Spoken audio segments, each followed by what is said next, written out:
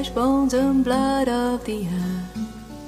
There's a fire and water within me, and the air that I breathe of the world.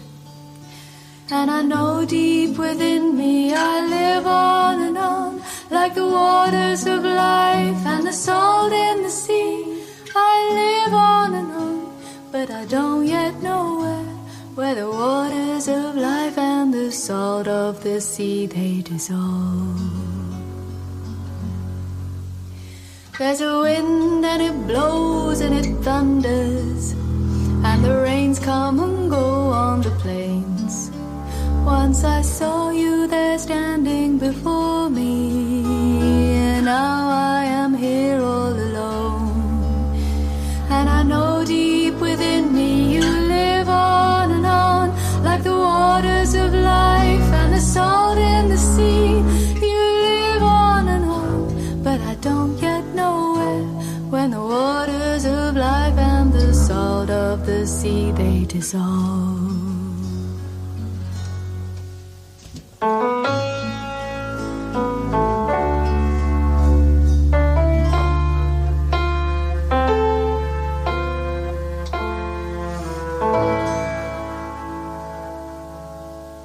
When I die while you're alive, where am I? When I die while you're alive, where am I?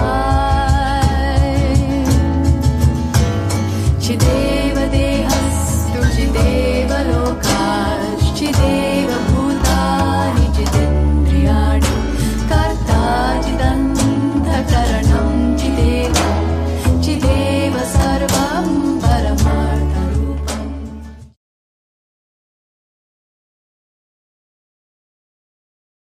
Shant.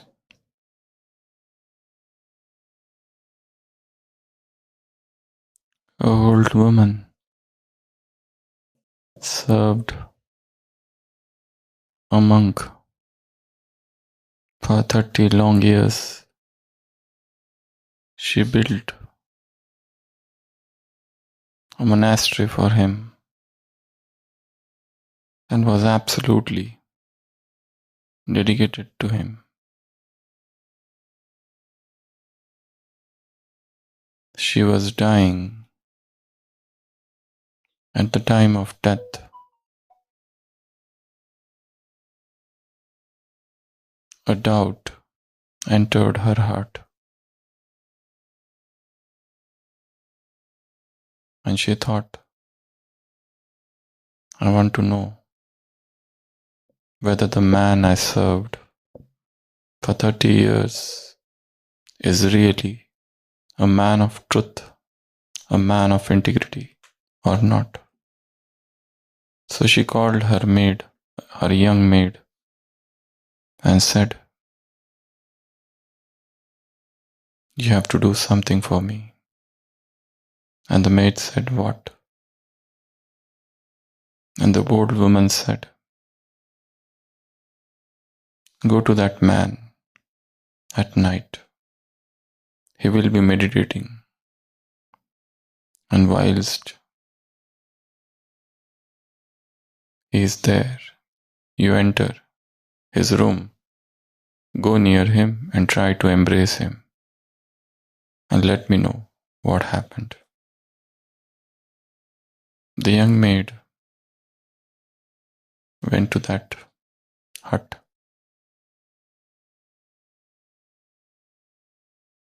Of that monastery, where the master was sitting and meditating.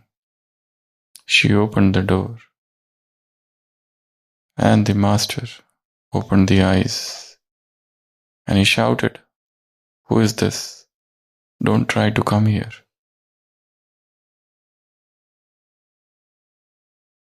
Undisturbed, she came inside, and he was resisting.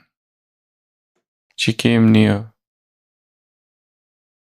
He was resisting even more, and she tried to embrace that man. And he was trembling. He threw her aside and he was about to run away. and shouting, "Go away, go away." The maid came back.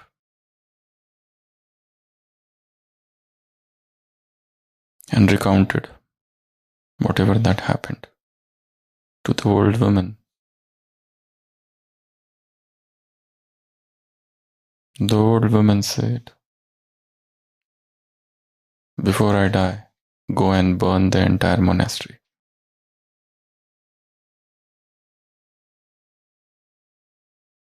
He is not the man of integrity. He is still carrying fear. Truth has not become spontaneous, the natural flow. He is still living.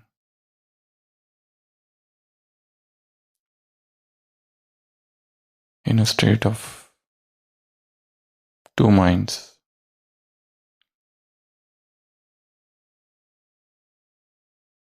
He is not the one who has reached the perfection.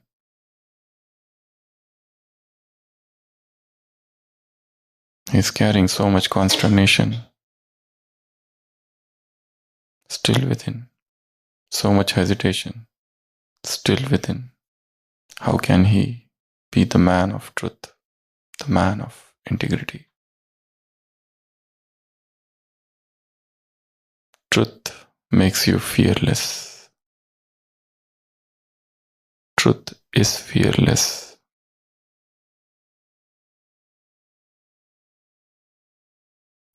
Today's Murli explores the subtle nuances, definition, and the deeper connotations of truth.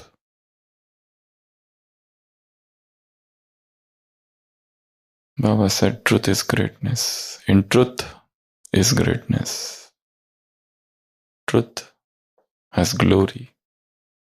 Truth is glory. Truth is beauty. Beauty is truth. Truth is purity. Purity is truth.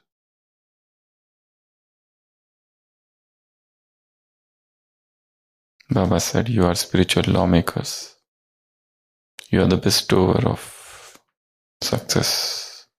Siddhi Data. Vidhi Vidhata. You are the one who lay down laws. You are the lawmakers, spiritual lawmakers. And what power you have, that you have become spiritual lawmaker. It is the power of truth.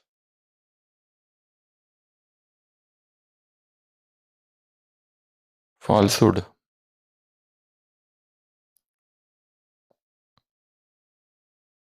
is dangerous.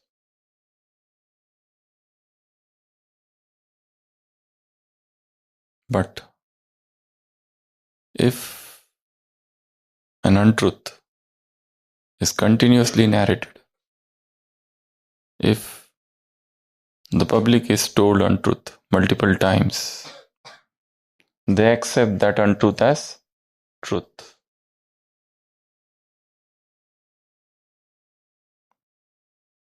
Untruth has got power. It corrupts the mind. It corrupts the intellect. It forces you to believe. And one of the Maya's greatest weapon of Kali Yuga is untruth.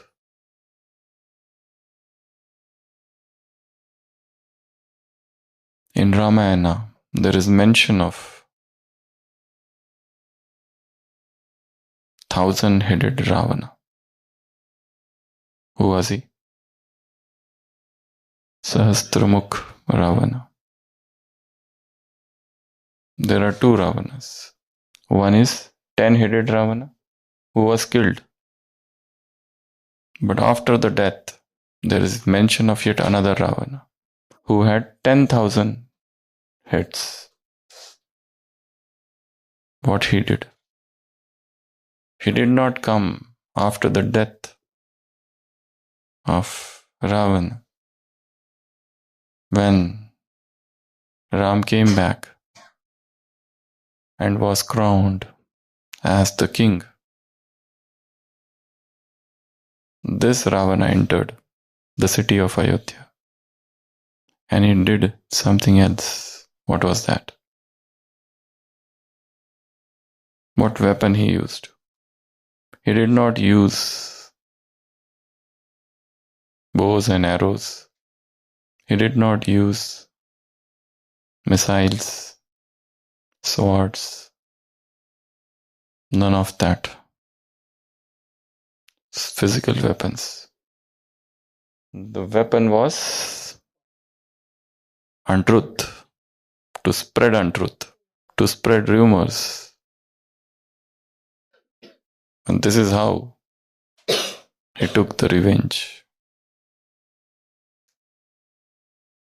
So one of the subtlest weapon of Maya is untruth, rumors, hearsay.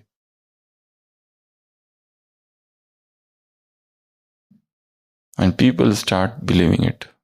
They begin their journey with doubt, but when the untruth is told repeatedly, people start accepting it. Initially, there is resistance. Initially, there is doubt, suspicion, and hesitation. But when the untruth is told repeatedly, when the falsehood spreads its tentacles, no one is unspared. So, this is the kingdom of Ravan, this is the kingdom of untruth. This is the kingdom of falsehood. Everywhere there is falsehood, everywhere there is untruth. And untruth has corrupted the mind of man. So much so that they are not even willing to accept that we are in untruth. They have lost the desire even to know the truth. They just follow what is given to them, what is going on through the ages, through the customs. They lost the discernment to judge, to challenge the prevailing truths.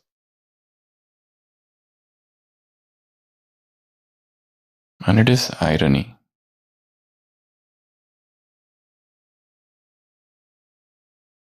So, in today's Murli, Baba said, you are spiritual lawmakers. You are the bestower of success in a second. Truth is greatness. Truth is always great. It is always glorified. It is always respected. And you have known the truth of yourself, that you became a great soul. You have known the truth of God, that you call Him your own. You have known the truth of this drama, this cycle. For you, it's no more Iron Age. But your intoxication is that you are living in an entirely different time dimension. For you, everything has changed. You see, the people, you are in the same place, but yet there is a radical shift of mindset.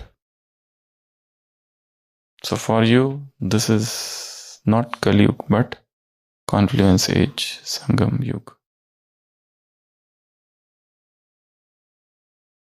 Baba reminded of two sayings of Bhakti and two sayings of knowledge. What are the two sayings of Bhakti? Satyam, Shivam and Sundaram. Satyam is truth. Shivam is auspicious. Sundaram is beauty. Truth is auspicious. That what is auspicious is beauty. That which is beautiful is auspicious. That which is auspicious is truth. That which is truth is beauty. That which is beauty is truth.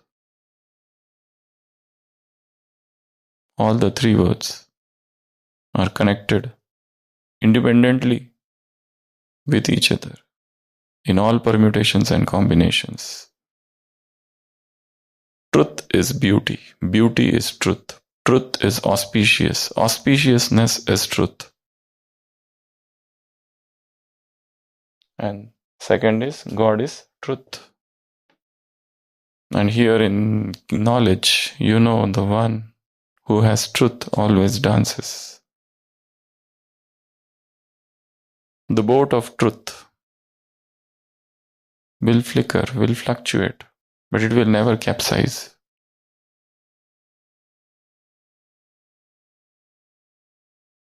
So you dance, you rejoice, because you are floating in the boat of truth.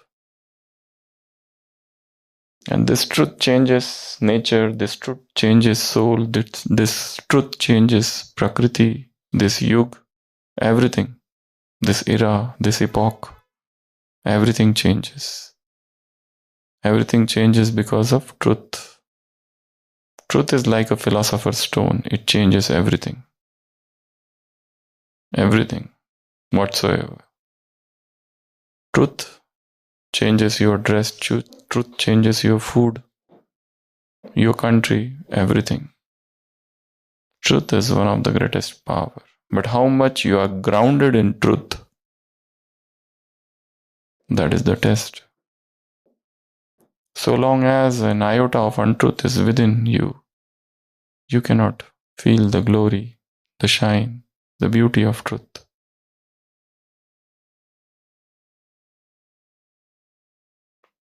So, today's task, practice of truthfulness.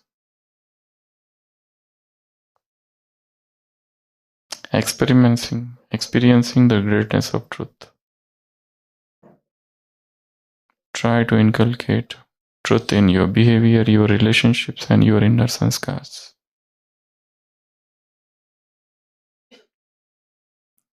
Throw aside that which is untruth, that which is falsehood, that it is pseudo, that which is artificial, that which is phony, and which is not you.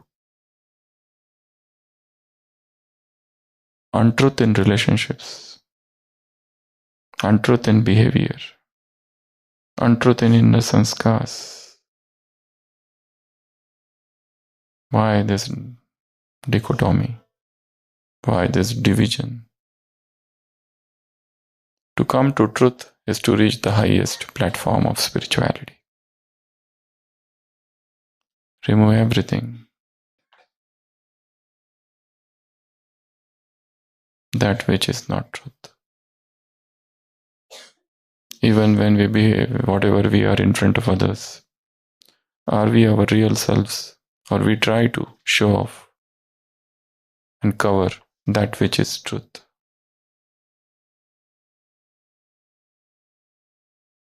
The society, the science, and everything that surrounds us has some layers of untruth. And our mind is conditioned. In this world, science is sponsored and truth is censored. You are not allowed to tell the truth. If you say truth, so understanding self, understanding God, and understanding time. Have I really understood which time is this? Create a collective energy of truth. And then this world will get elevated. So Baba has said, your everything changes, your daily routine changes, your eating changes, your drinking changes, your duty changes, your character changes, your words change, your destiny changes. So everything revolves around truth. So think, what untruth I am carrying with myself in my life. And untruth is darkness. How can I come from this darkness? How can I dispel this darkness of untruth and usher into the light of, into the realm of truth?